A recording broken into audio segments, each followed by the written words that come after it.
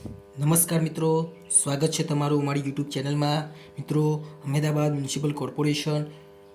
Municipal corporation દ્વારા સહાયક technical સુપરવાઇઝરની ભરતી આવેલી છે. તો તેની લાયકાત, વયમર્યાદા, પગાર ધોરણ તેના વિશે આપણે માહિતી જાણીશું. તેની ઓનલાઈન ફોર્મ ભરવાની લાસ્ટ ડેટ 23/1/2026 છે.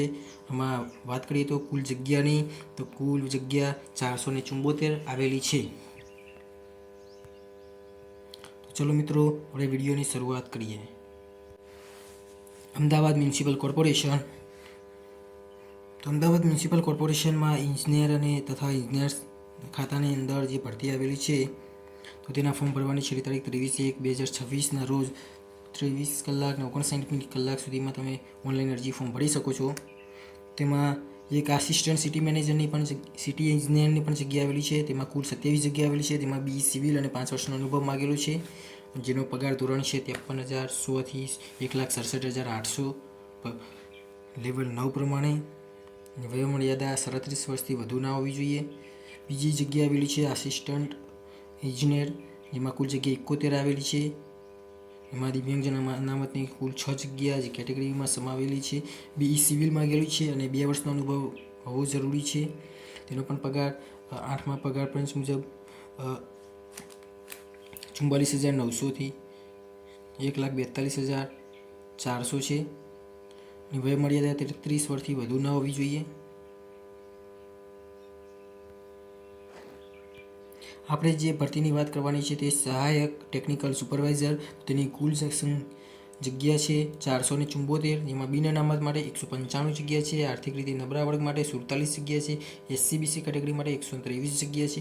SC કેટેગરી માટે 35 જગ્યા છે અને ST કેટેગરી માટે 74 જગ્યા આવેલી છે. દિવ્યાંગજન અનામતની 28 જગ્યા આવેલી છે. એમાં BE સિવિલ અથવા DC કરેલું હોવું જોઈએ. ફ્રેશર એપ્લાય કરી શકે છે. પગાર ધોરણની વાત કરીએ તો પ્રથમ વર્ષે 40,800 પગાર માસિક ફિક્સ પગાર આપવામાં આવશે. ત્યારબાદ કામગીરીના મૂલ્યાંકનને ધ્યાને લઈ 7મા પગાર પંચ મુજબ લેવલ 5 પે મેટ્રિક્સ 29,200 એટલે કે 92,300ની ગ્રેડમાં એ જૂની ગ્રેડને બેઝિક પ્લસ નિયમ મુજબ મળી શકતા અન્ય ભથ્થા પણ આપવામાં આવશે. એની વયમર્યાદા 30 વર્ષથી વધુ હોવી જોઈએ નહીં. 18 વર્ષથી 30 વર્ષની અંદર તમે એપ્લાય કરી શકો છો. ઓનલાઈન અરજી કરતી વખતે ઉમેદવારે ધ્યાને લેવાની અગત્યની સૂચના હોય છે કે તેમાં બિન અનામત વર્ગના એટલે કે દિવ્યાંગ વર્ગ સિવાયના ઉમેદવારોએ અરજી દીઠ 500 રૂપિયા તથા આર્થિક રીતે નબળા વર્ગ SC/BC, EWS, SC, ST જે ઉમેદવારો છે એમને 250 રૂપિયા ફી ચૂકવવાની રહેશે. એટલે કે જનરલ કેટેગરી માટે 500 રૂપિયા, SC, ST, EWS, SC/BC આ બધી કેટેગરી માટે, અનામત કેટેગરી માટે 250 રૂપિયા અને દિવ્યાંગ ઉમેદવારો માટે ફ્રી કોઈ લેવામાં આવશે નહીં. ઓનલાઈન 27/1/2026 સુધી તમે ફી ભરી શકો છો.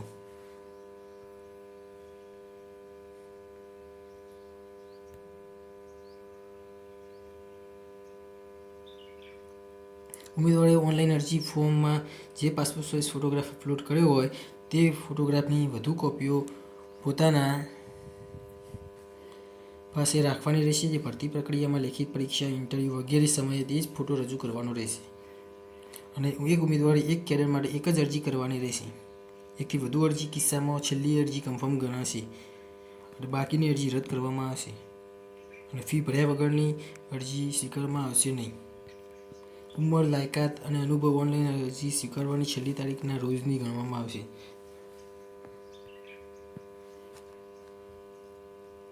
માર્કશીટ, ડિગ્રી, સર્ટિફિકેટમાં ગ્રેડ દર્શાવેલ હોય તો તેનું સમકક્ષ ટકામાં માન્ય યુનિવર્સિટી કન્વર્ઝન કરી કોષ્ટકમાં રજૂ કરવાનું રહેશે.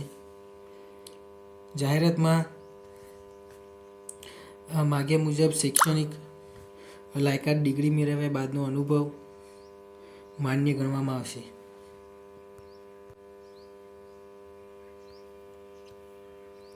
આ તેની અલગ ડિટેલ આપેલી છે કેટેગરી વાઇઝ. આજે SC, ST, SC/BC, EWS category માટેની કઈ સર્ટિફિકેટ રિલેટેડની માહિતી આપેલી છે. તો કઈ સર્ટિફિકેટ કઈ તારીખ સુધીમાં કઢાવવું તેના વિશેની માહિતી આપેલી છે. તો ખાસ સૂચના દિવ્યાંગજન ઉમેદવારો માટે છે.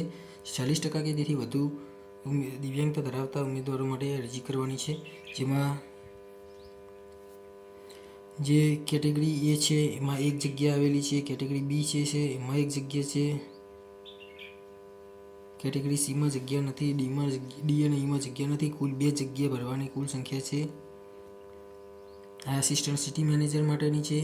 આ આસિસ્ટન્ટ એન્જિનિયર જે છે, એસિસ્ટન્ટ એન્જિનિયર માટે દિવ્યાંગજન માટે કુલ 6 જગ્યા આવેલી છે, જે કેટેગરી વાઇઝ અલગ અલગ છે. એ રીતે આપણે ટેકનિકલ સુપરવાઇઝરની પણ જગ્યા જે છે એમાં કેટેગરીમાં 7, બીમાં 7, સીમાં 7 અને ડી એન્ડ ઈમાં 7 કુલ 28 જગ્યા આવેલી છે.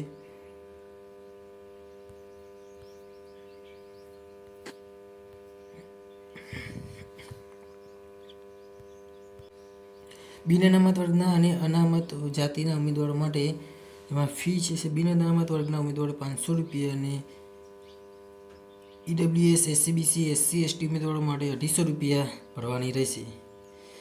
દિવ્યાંગજન વર્ગના ઉમેદવારે અરજી ફી ભરવાની રહેશે નહીં.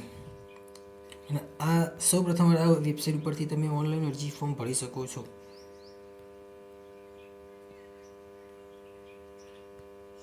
તો આ તેનું યુઝર મેન્યુઅલ છે, કઈ રીતે અરજી ફોર્મ ભરવું, તો આ તેના વિશેની યુઝર મેન્યુઅલ છે મિત્રો. તો તમે જે આ વેબસાઇટ ઉપર આવી જશો ત્યાં તમારે જે પોસ્ટમાં એપ્લિકેશન ફોર્મ ભરવું હોય તે રીતે તમે એપ્લિકેશન ફોર્મ ભરી શકો છો. તેમાં તમારે અલગ અલગ ડિટેલ નાખવાની હોય છે, પર્સનલ ડિટેલ ને એજ્યુકેશન ડિટેલ્સ ને એવી રીતે લેંગ્વેજ નાખવાની હોય છે. વર્ક એક્સપિરિયન્સ હોય તો વર્ક એક્સપિરિયન્સ નાખી શકો છો. લાસ્ટમાં ફાઇનલ સબમિશન કરીને ડોક્યુમેન્ટ અપલોડ કરવાના હોય છે, જેમાં photo, signature, Aadhaar card, experience caste certificate, non creamy હોય તો એસસીબીસી માટે,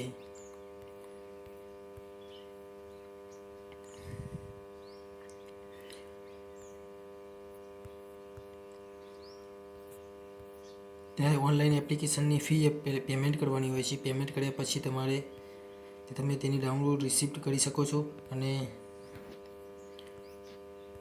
તમે તમારા ફોર્મની એપ્લિકેશન પ્રિન્ટ લઈ શકો છો, જે ભવિષ્યમાં તમારે કામ લાગી શકે છે. તો આ હતી અમદાવાદ મ્યુનિસિપલ કોર્પોરેશન દ્વારા જે સહાયક ટેકનિકલ સુપરવાઇઝરની ભરતીની સંપૂર્ણ માહિતી. થેન્ક્સ. જય હિન્દ.